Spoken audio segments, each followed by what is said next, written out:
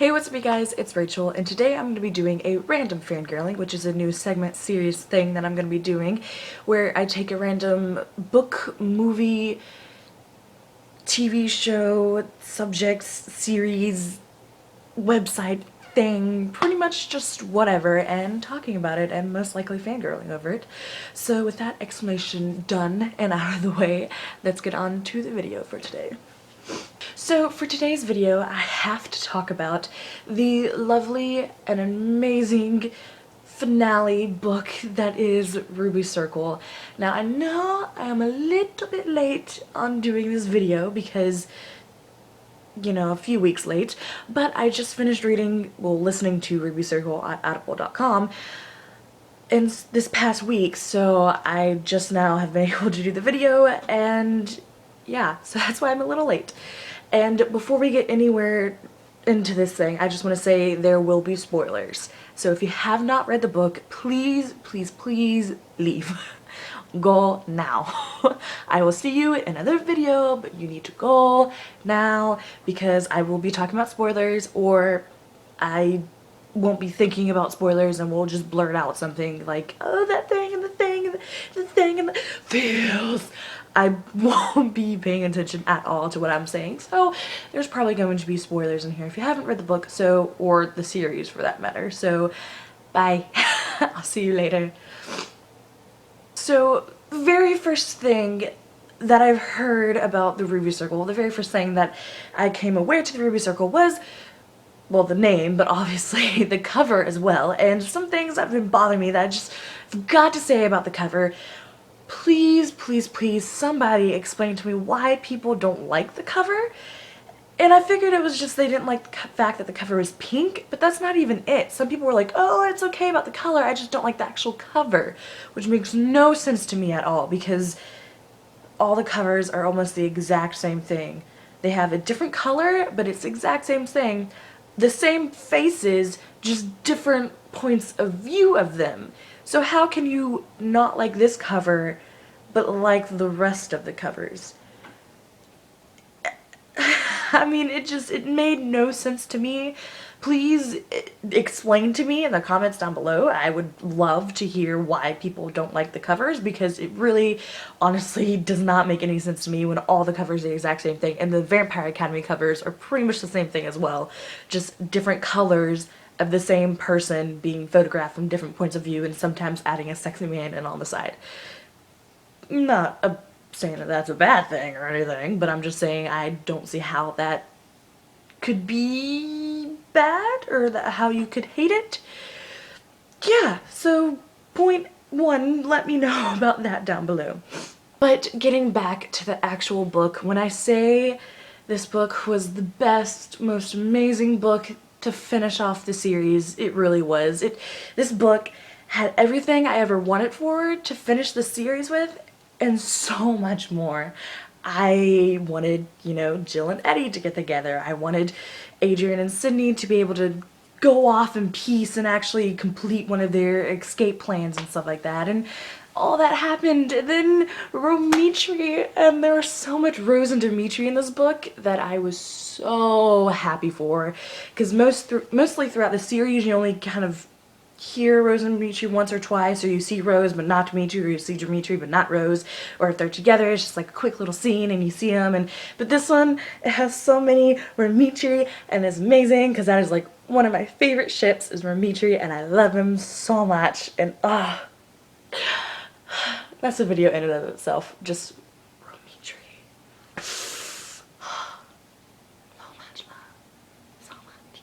Yeah, and then they get engaged, and then there's a possibility for little Dimitri babies running around, which with that, I don't want to see Rose to have a baby anytime soon, honestly. Like, I would love them to have some kids in the future. She's only like, what, 20 right now? I don't know, I remember the little blurb saying in the thing that was like, oh, Dimitri said once I turned 20, it was a matter of time before he asked me. So she's 20, I guess, right now, and like the timeline of the whole series and stuff like that. I mean, I'd rather her just live out her life with Dimitri and just be a badass guardian chick warrior girl, whatever, right now, and be with her Russian god and not have to worry about, oh, I can't fight because I'm pregnant. Yeah, I mean, again, in the future, I would love some Ramitri babies, but not any right now. No, Kimmy, not.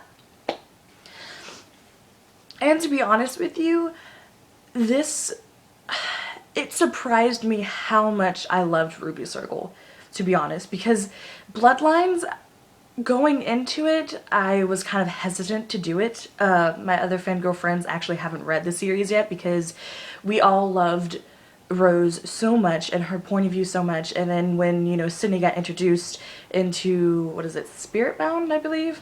When she got introduced in Spiritbound, it was just, I don't know, it was weird.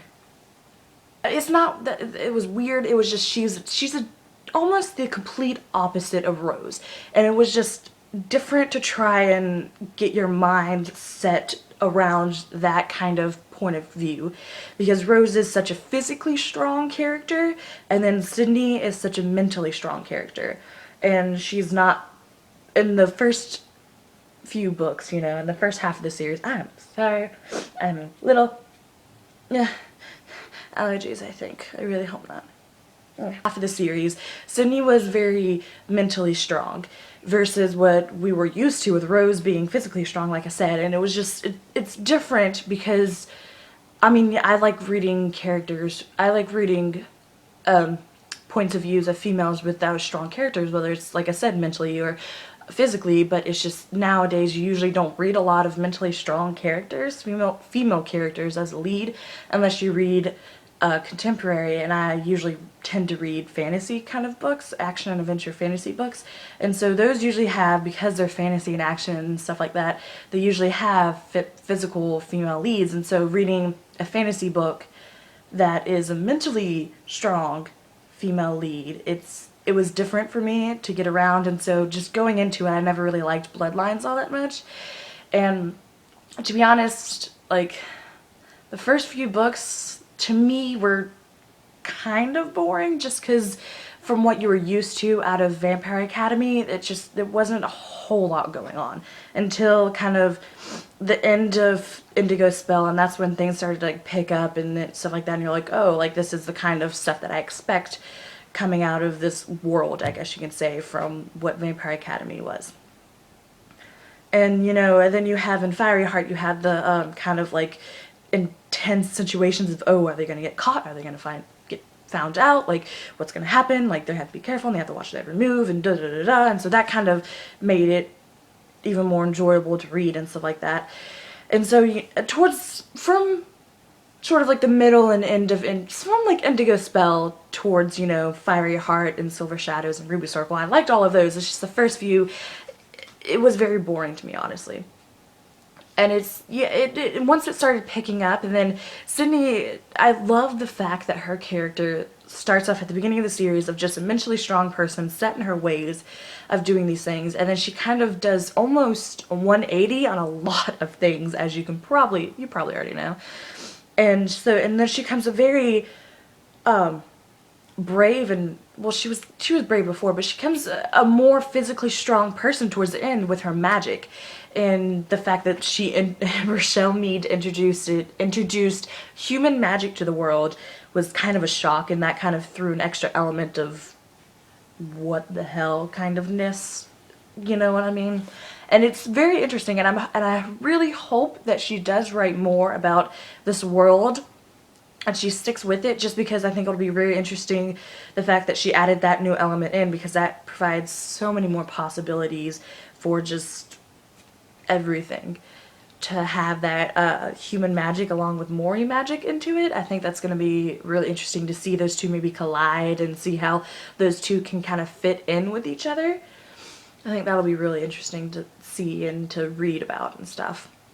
And of course, I've heard rumors about how she's going to be writing from Rose's point of view again, which I would love, because I love Sydney and everything, especially towards, like I said, towards the end of the books. I really start to love her and love this series and these books.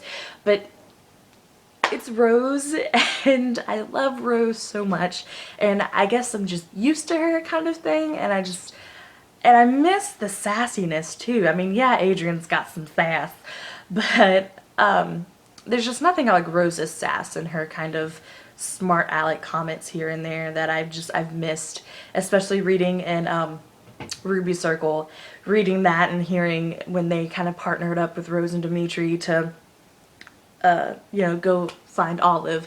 It was really nice to hear some of those kind of snarky lines or whatever coming from Rose that you would expect and you kind of love and things and miss. If you were me, I'd miss them.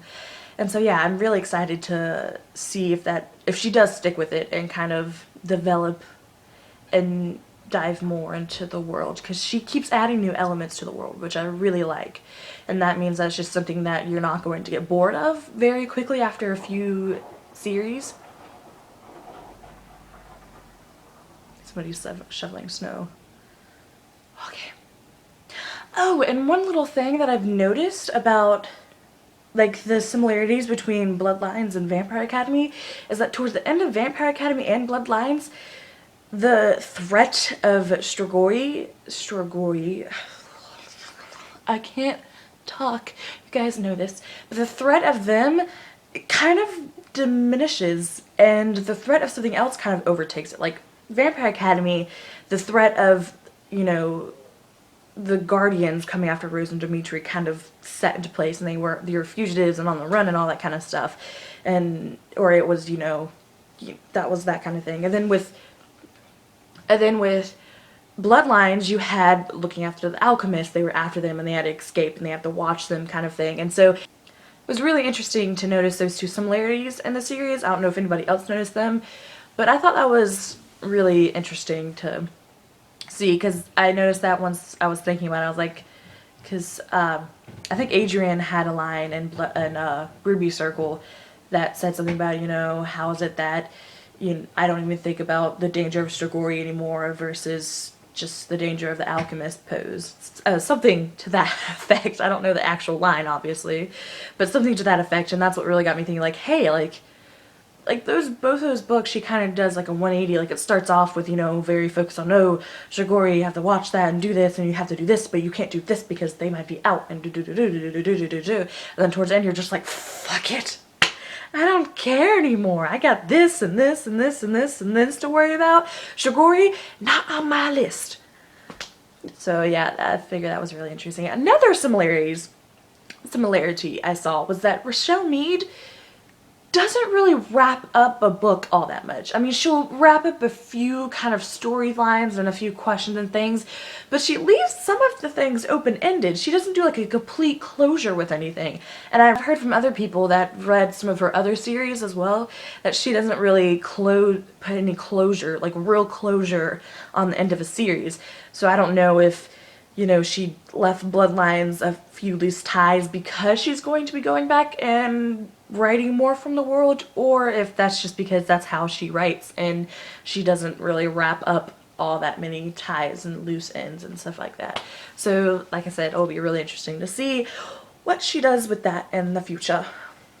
And what I don't get is that one part is that when they were on the run from the alchemist, I don't see why they didn't stay with the keepers. I mean, yeah, I know it would have been such a different change and a shock and kind of thing, especially to Adrian, who's, you know, used to a bunch of the modern day technology and stuff like that. But if they were that desperate and they needed to hide and get away from the alchemists and all that kind of stuff, I feel like they could have just gone to the keepers maybe for a week or two, and I feel like the keepers would definitely like invite them in and keep their secret and kind of stuff and help them hide and things like that. That's the effect that I got from the keepers, and I feel like Angela would have kind of helped them get into like the society and stuff with the keepers.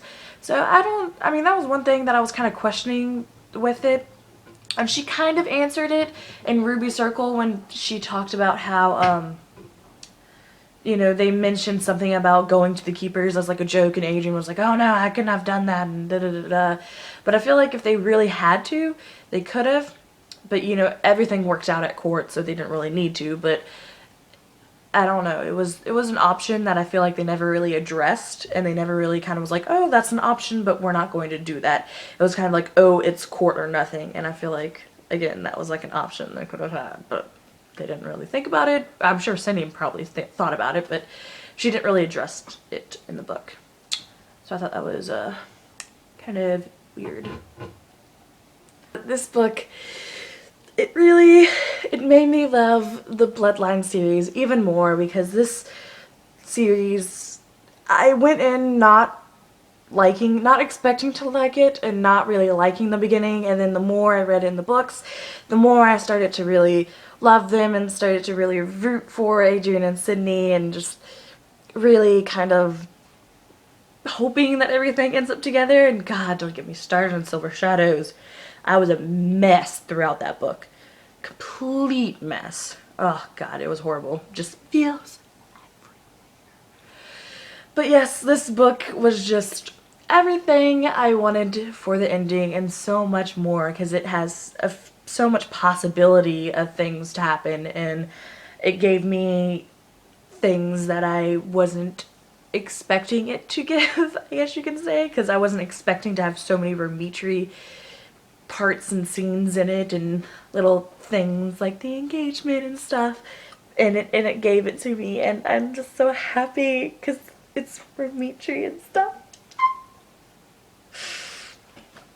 Okay, sorry. I know this is random fangirling, but fangirl just a little less so that we can close this video.